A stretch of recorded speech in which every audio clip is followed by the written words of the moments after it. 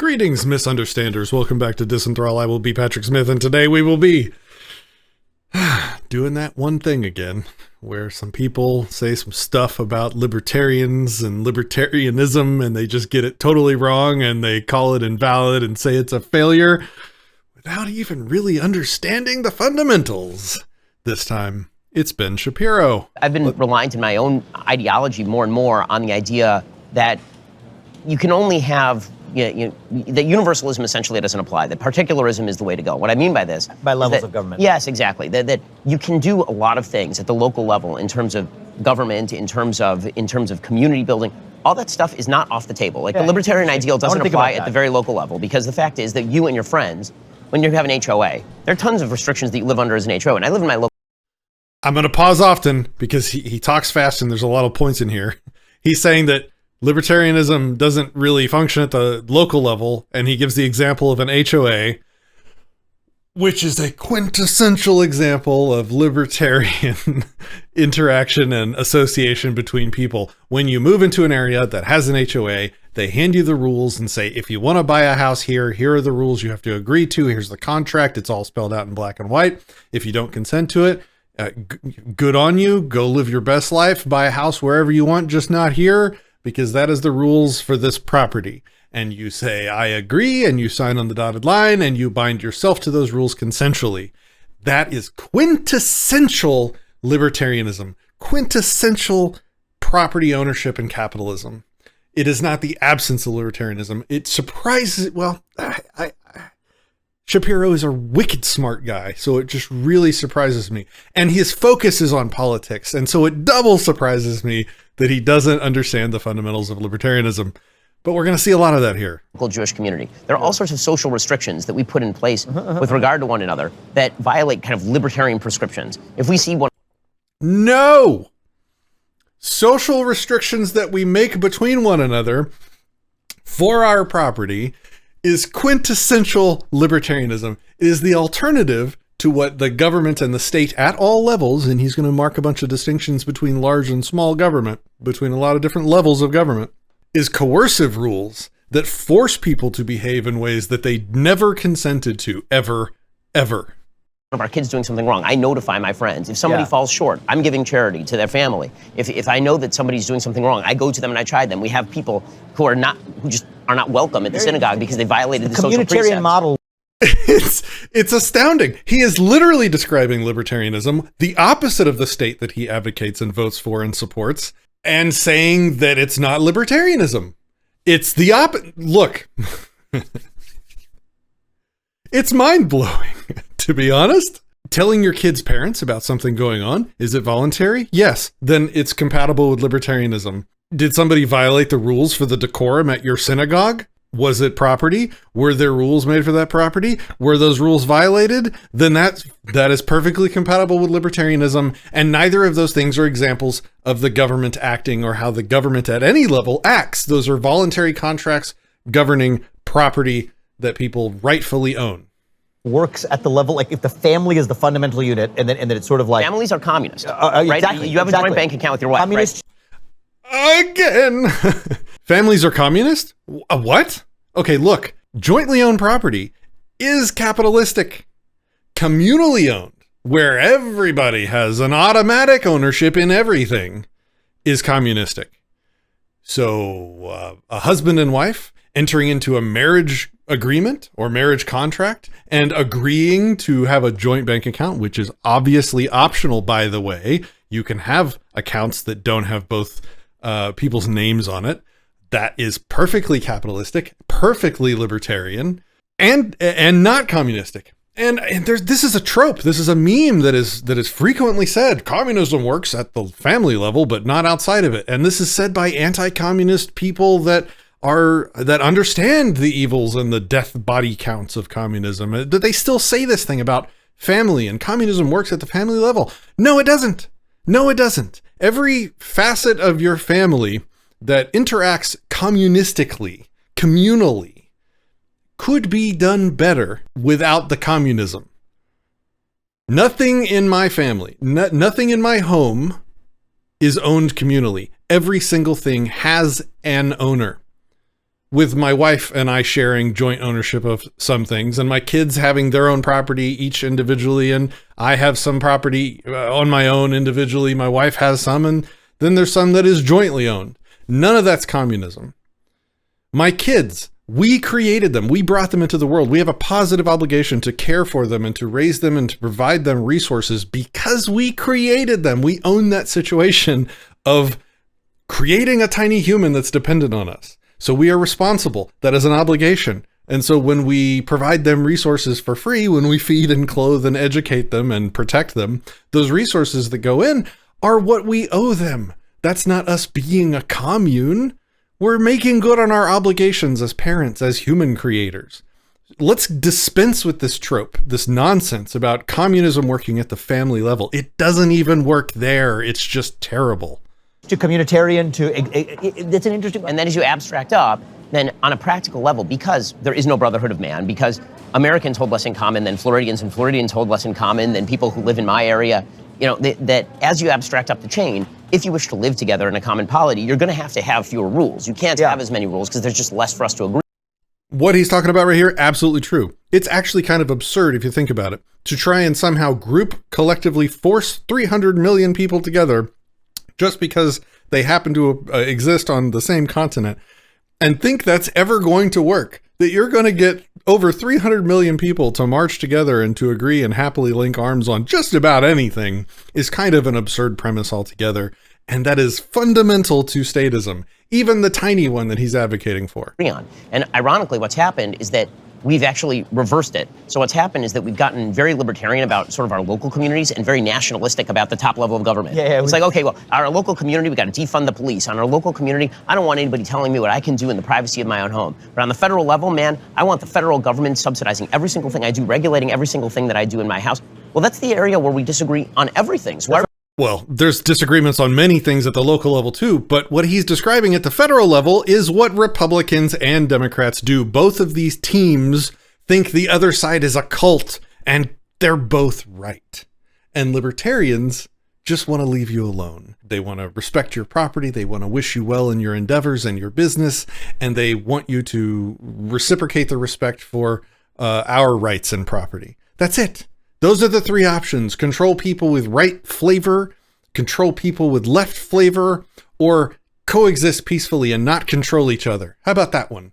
Granting extraordinary powers to a government that's distant from us and governs 330 million people. I mean, I think that what that comes down to also is a fundamental difference in how conservatives think about liberty. So conservatives tend to think of liberty as, you can think of it as either inherent or instrumental in terms of its value. Either liberty is good for its own sake, of course, or it's good in order to achieve something, right? And so I think that for too long, a lot of conservatives have fallen into the classical liberal argument that liberty in and of itself is an ideal.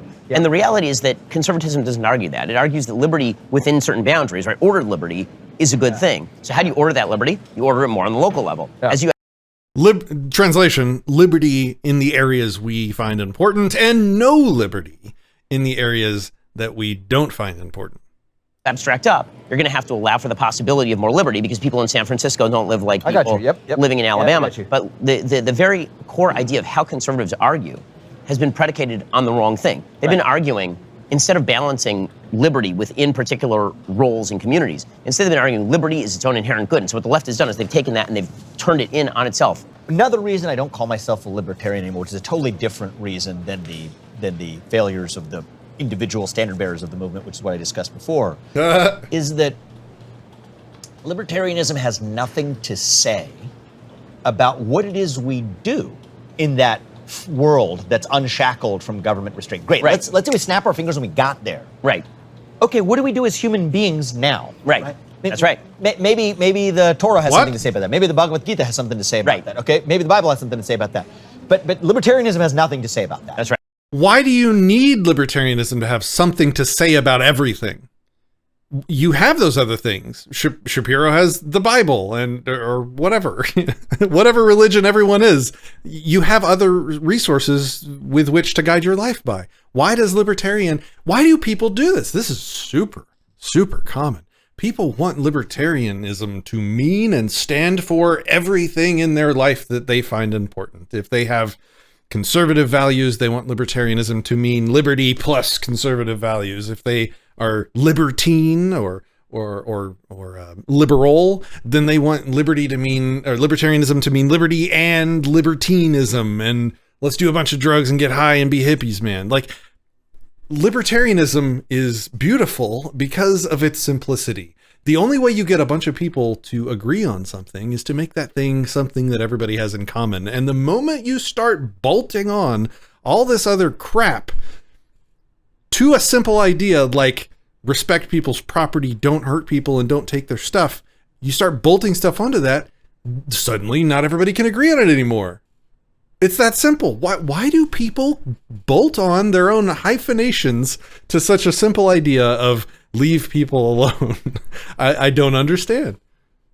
Right. And as a human being, as a citizen, as an agent in the world, as a thinking person, as a person who aspires to be a moral person, I care about the answers to those questions in a way that a libertarian is not necessarily saying the wrong answer or the right answer. There's just silence on that question. And the silence is actually good, because most libertarians make this mistake I'm bitching about, and they have those, and they state those opinions as part of and rolled into libertarianism.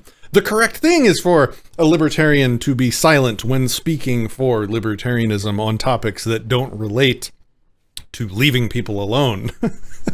That's the correct answer. That's what you would want. Otherwise, how could you carry the label unless its entire long list of things that was part of it matched yours perfectly?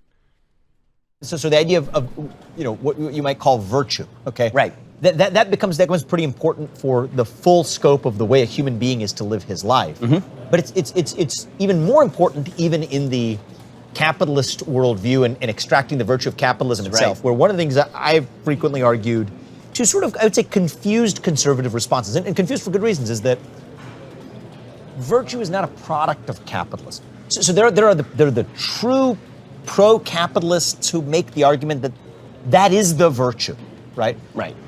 And it's a powerful case, and there are aspects of it that I'm deeply sympathetic to, but I'm not there. I believe that virtue is a precondition for capitalism to maximally do. Adam Smith absolutely said so, and people forget that about Adam Smith. Theory of moral sentiments comes before wealth of nations. Before wealth of nations. Yeah, and not just in temporal. I'm not going to comment too much on this because I don't know what his definition of capitalism is, and I'm not going to do that internet thing where I project my definition of it onto him and then rebut him. So we're just going to move on. Sequence, but in primary thought, yeah, primary thought. And so the question for me is, modern social media, I think, calls that bluff. What modern social media, the algorithmized version of it, manages to do is to take those human insecurities and to picket them so repetitively and so artfully with algorithmic force behind it, that it is able to take advantage of psychic insecurities that exist in the real world but are able to be amplified in the digital world, that give us a window into your soul to know more about you than you know about yourself, as a vehicle to sell you lots of stuff. And we have multi-trillion-dollar industries built on the back of that principle. So when people say things like, and Republicans are kind of confused about this issue at times too, but we'll say things like, well, Facebook knew that teen girls were suffering worse body image insecurity issues as a consequence of using Instagram or whatever, and anger management issues on their platform, and they didn't do something about it. I think that we actually risk falling into the same trap of the other side, where, to me, I don't want it to be a capitalist's job or Facebook's job to manage female body image insecurity issues. That's the role of the family or religion or whatever. That's right. That is the role of institutions that exist outside of the capitalist sphere of our. It's wild. He just flips sides. He wants libertarianism to include all of this personal virtue information and guidelines, but now he wants capitalism to just manage the business, and it should be the role of all these other sources of philosophy to give you the virtue ethics of social media use and body image manipulation. Seems kind of schizophrenic here. Like, he both wants monolithic philosophies and he doesn't want them. I think one of the things that I think is missing, so in my new book, kind of play on, David Hume had this thought experiment called The Missing Shade of Blue. I call this the missing shade of red for our conservative movement, is the revival of civic duty. For sure. As a means, but a civic duty that I think has to apply at its most powerful level at the level of the nation. Not just at the level of the community, but the level of the nation. I think this is one of the questions about kind of where... The farther you get away from consensual interaction, which is certainly what's been the arc of the federal government over the last 100 years or more, the less people feel part of it, the less people want to contribute to it, which is what he's talking about. If you have a community like a local HOA or just a local community of people, you have a desire to help them. You have a desire to give to the people in the community so that one day, if you ever need it, the community, members in the community will give back to you voluntarily. But once you trap people in that relationship and force all kinds of association, force charity, force defense, force security and protection, and force monopolize justice and dispute resolution and environmental controls and property rights and blah, blah, blah, blah, blah. Like, you start forcing all these people together and forcing all these associations on them. They don't want anything to do with it. They don't think it's theirs because it isn't, because they didn't choose it. It was forced on them. So why are they going to feel a sense of duty towards it? And certainly the government's gotten much, much bigger and much more involved in every little tiny facet of everyone's life over the past 100 years. And so as an effect, people don't feel it's theirs anymore. And rightfully so, it's not. They didn't choose it. They didn't consent to it. It was forced on them. We're going as a country, meaning I think it was easier to make the case at the level of the nation when you didn't have 330 million people with a wide variety of perspectives on what the nation actually constituted. When there was an actual creed, for example. That's right. Then, but isn't that a case? Is that not a case for reviving that creed? No, for sure. But I think that the question is going to be, if we can't, right? If this goes back to what time it is, if there's half the nation that fundamentally believes that creed is mistaken, which I think is probably the case, right? I mean, if you believe 30%, right? If you believe the Christopher Caldwell argument that basically the second Constitution is at war with the first Constitution, and many Americans believe in the second Constitution and actually don't like the first Constitution, then you have to start looking at the United States more in terms of, is it like the EU? Are we really actually a bunch of separate nations that are under the auspices of a broader federal? I mean, that's how we sort of started, right? It makes me. It's sad as an American. I mean, even when you talk about the fall of Rome, people talk about the fall of Rome, whether the Roman Empire lasted hundreds of years or whether it lasted over 1,000. Right. Depends on whether you actually include the Eastern Empire. Of the Eastern Empire. That's right. Exactly. So it made my heart cry a little bit as I wrote this part of my book, but maybe America will be the same way. I mean, it depends on whether the American that's Empire, usually what happens, right? Whether the American experiment lasted 250 years or whether it lasts 1,000 may involve a fissure of what in the way the whole the Roman Empire was different. And it doesn't mean there's a civil war or something, but it does mean that it just may go we just kind of go, our own different ways. So I acknowledge that possibility. Maybe being a naive optimist, it is my hope, and I think our window is short for. I mean, this might be like the next 8 years to determine the answer to this question. I hope we're not there yet, and I think that there is an opportunity to still revive a common creed. Yeah, that ship sailed. That ship has long sailed for many reasons, but the main of which are that the left eats itself every time it tries to self-moderate any of its positions. The only action, the only choice they can ever take on any issue is to double down. They can't even soften their positions without the left eating themselves. And so all they're ever going to do is double down. And all that means is that we're getting more and more balkanized. And the fissure grows wider and wider. And I honestly do not see any peaceful way that process reverses. And what I mean by that is, like, one of the ways in which it could reverse historically has been an attack on the country that tends to unify everybody. We saw that strongly in 9/11. The left and right unified real quick and went to war over it, for better or worse, mostly worse.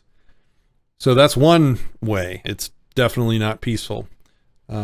The other way is obviously, the Charlie whiskey word, civil war, which I think is going to be terrible. Like, I don't see any future right now where this works out in a happy way. Look, even if there's a peaceful divorce of the left and right, and even if all the crazy complicated issues of geographical separation along party ideological lines is solved, let's just say there's a perfect solution, you still are going to be left with very left and right oriented areas, and you're going to have to pick, do I want to live on the left, which is kind of insane and eats themselves and just constantly doubles down and pushes itself farther and farther to the left? Or do I want to live on the right side, where now that they're free of left's resistance, they're going to really lock society down according to their cultural values that I certainly don't share a lot of. Well, I shouldn't say it like that. There's certain cultural beliefs and norms that on the right are certainly incompatible with freedom and liberty. I'll just say it that way. So it's going to be picking our poison. There isn't, the divorce doesn't leave us in a state of liberty, is kind of my conclusion. I'll leave it at this. The takeaway is, because most of my audience is libertarians, if you're a libertarian, if you're an ANCAP, a voluntarist, please stop dragging everything into the ideology that you like about the world. If you like something, or if you like, I am a lover of the Stoics. The Stoics have benefited my life so much, but I don't go around calling myself an anarcho-Stoic. Or when I describe libertarianism to people, I don't talk about Marcus Aurelius as part of the ideology, because it isn't. They're separate. Look, all I want to be able to agree with people on is, leave me alone. I'll leave you alone. I'll respect your property. You'll respect mine. We'll both be peaceful, and we'll both do what we want to do.